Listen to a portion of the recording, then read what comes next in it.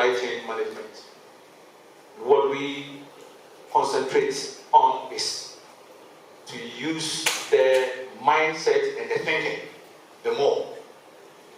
If indeed supply chain is supposed to be linkages, which is supposed to be affirmed to create value, then I think it's about time that economists, whether developed or developing economies, but we know that the developed economies are doing some, and that is enhancing their growth.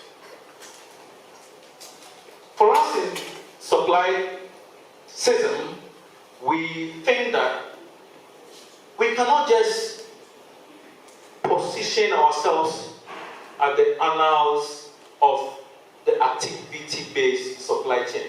The definition of our activity-based supply chain is when you are looking at planning, have sourcing or procurement, logistics, and all that you can mention of. One of our speakers will speak on this, and therefore I don't want to take the wind out of her sail. So I will not concentrate. Moving goods from point A to point B, I think we all know that. It's about orchestrating a symphony of interconnected processes. And as supply chain organizations navigate a very complex of challenges ranging from ever-changing customer needs, economic fluctuations, all the way up to geopolitical shifts around the world, they rely on the insights that we, supply chain professionals, provide them to make informed decisions to impact sustainable growth and profits. So your role as a supply chain professional and the ability that you have as a catalyst and a value driver has never been more vital. And this is at the heart of today's theme, or this year's induction, Integrated Supply Chain Management, a Catalyst for Development. So I'm going to spend about 2 minutes to talk about what integrated supply chain is from my perspective, so we can be grounded on that and also help those that are new to this profession know what we're talking about. It is about the seamless collaboration and coordination of activities, all the way from the materials that we source, how we transform it, and delivering it safely to end users. And this coordination starts internally. For the longest time, we have been focused on the external, but really it starts internally by talking to your stakeholders and understanding their requirements.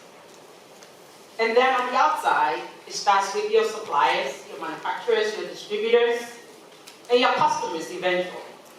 And depending on the industry that you are in, you also include coordination and collaboration with your key stakeholders, like your policymakers, the government institutions that drives the policies, the procedures that you have to follow to ensure that you are compliant. So it sounds like a lot, and it is. It sounds complicated, and it could be complicated, but it is doable. And the key that makes it all come together is data. And sharing of data, information, resources, and processes among different stages in the process. And supply chain integration is becoming increasingly appealing to large companies, and small companies are also picking up on it. Why? Because the integration makes supply chain function and related activities more resilient, more diverse, more efficient, more agile, more flexible, and more responsive to change. And these days, we are seeing what they now call enhanced integration. What is that? Well, there are two ways to do it. You can do it vertically or horizontally, where a company can acquire other companies within which they operate in the same sector to become more optimal, have dominance, and drive the bottom line. Or they can do it vertically by acquiring companies from the top all the way down. Their suppliers, their distributors. Mergers and acquisitions have not been new. It's something that has been done for a long time. But the difference now is that rather than companies focusing on consulting firms to do the work, they are relying on supply chain professionals to do it. No offense, Dr. Hamdani. But in the process of doing this, regardless of how the integration is happening, there are key components that has not changed. And I want to highlight that to you, the inductees. that customer relationship management has not changed. That has been there in the past. It used to be for our friends in the sales and marketing department, and now it's key for supply chain people to have that CRM skill set. So that's something you need to focus and develop. Supply chain planning. Once you understand your customer requirements, this includes the forecasting of your demand, scheduling production, managing your inventory, logistics, and all the procurement activities that you have to do, from formulating ITTs, going to market, doing your evaluation, and eventually awarding the contract to somebody. And then supplier relationship management. That's also key. It's a key part of integrated supply chain. All suppliers are not equal, so the skill sets you need to have to be able to segment them so you know how to manage them effectively is key. The other thing that is important that has not changed is operational excellence, the focus on continuous improvement and getting better every single day. This, for me, is an incredible honor. Being elected as the Man of the Year, Ciscm, I stand before you today with great pride and gratitude, ready to share my thoughts and ready to share my experience, ready to support this organization. Sharing my thought today on integrated supply chain management, a catalyst for development. As we gather here today to celebrate the induction and investor ceremony, I am reminded of a quote by Peter Drucker, a management consultant and author, who once said, "Efficiency is doing things right. Effectiveness is doing the right things." This quote resonates deeply when it comes to the challenges that affect supply chain management.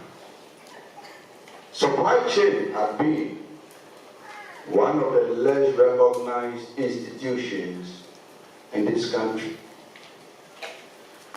but this affects our pockets as entrepreneurs. I can boldly tell you that in every organization, if you don't handle supply chain very well, your leakages is as high as 18.8% of your total revenue.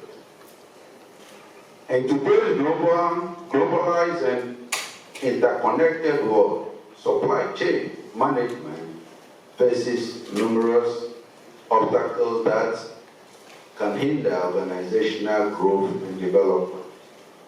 These challenges include volatile market conditions, increasing customer expectations, involving technology, sustainability concerns, and geopolitical uncertainties, to name just a few. However, it is in the face of these challenges that we might seek innovative solutions to integrate supply chain management and drive forward our organization and the industry as a whole.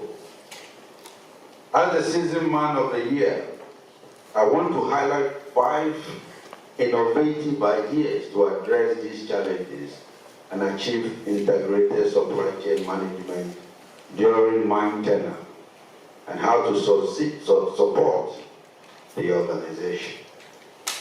Number 1 is embracing digital transformation. In a rapid evolving technological landscape, supply chain professionals and organizations must adopt digital platforms such as blockchain, artificial intelligence, and the Internet of Things to enhance visibility, traceability, and transparency across the entire supply chain. This integration of technology enable real-time data sharing, predictive analytics, and automated decision-making, leading to efficiency and reduce risks. I am trying, but it's difficult. In my chain of companies, I'm trying to put systems and structures together, but it's very difficult. I always stand on a point that after you build your company to a level, you don't need a strong man to build a company anymore. You need your systems and structures to work for you. If we want to build an international global company, we have to let systems and structures work for you. That is what makes companies strong. From my aviation industry to shipping to the extractive industry, which is salt, to construction, I face supply chain challenges every single day. Government reiterated its commitment towards improving conditions that directly affect private sector development and growth. The address also underscored the need for strong systems and institutions to build a vibrant, modern, and self-oriented nation. This obviously requires that our institutions are positioned such that they are able to navigate complex challenges and take advantage of the opportunities presented by the changing business landscape. Indeed, one of the biggest lessons that COVID-19 pandemic taught us as a country is the need for both private and public sector enterprises to be flexible and quick in responding to changes in demand, distortions in any unforeseen event. For some of you, I believe the pandemic forced you to re-strategize for business continuity. We have come this far because professionals like yourselves were at the forefront doing the innovation and sustainability business. Therefore, I believe we need to dive deeper into the achievement in the sector and the way forward. I want to take this unique opportunity to thank each and every one of you for the critical role you play in ensuring the continuous flow of goods and services in spite of the challenges that confronted us. Council members, ladies and gentlemen, today, as we welcome new members and recognize their dedication and expertise, I have no doubt that they will contribute significantly to the advancement of the supply chain industry. As a ministry with oversight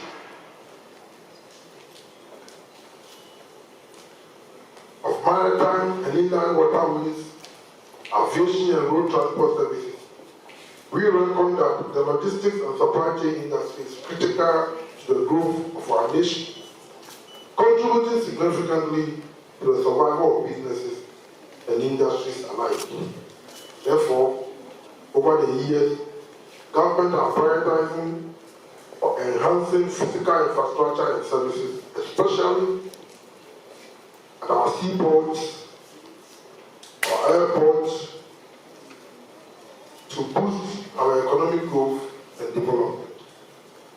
In the maritime sector, our two main seaports of Tema and Takoradi were confronted with a number of challenges, including draft limitations, and could not support modern and deep drafted vessels. All carriers could not be operated at our berths, resulting in double handling of cargo, therefore additional costs and delays. And then your name is put there, and then you know you are a full member, you are an affiliate, you are an associate in management.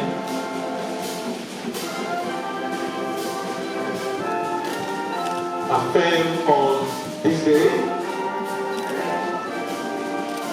then you put the date there, 26th of April 2026, 2024. That's in carrying out my duties, I shall truly and faithfully discharge my responsibility by the Ciscm's Constitution, Code of Conduct, standards, and decisions of the Council. 3. Be diligent in fulfillment of my responsibilities. 4. Keep confidential all the information I learn about Ciscm and its. Please sign the affirmation with the dates.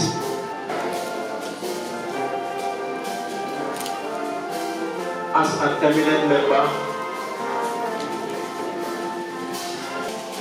of the Charter Institute, affirm on this day, 26th of April 2024, that in carrying out my duty. Okay.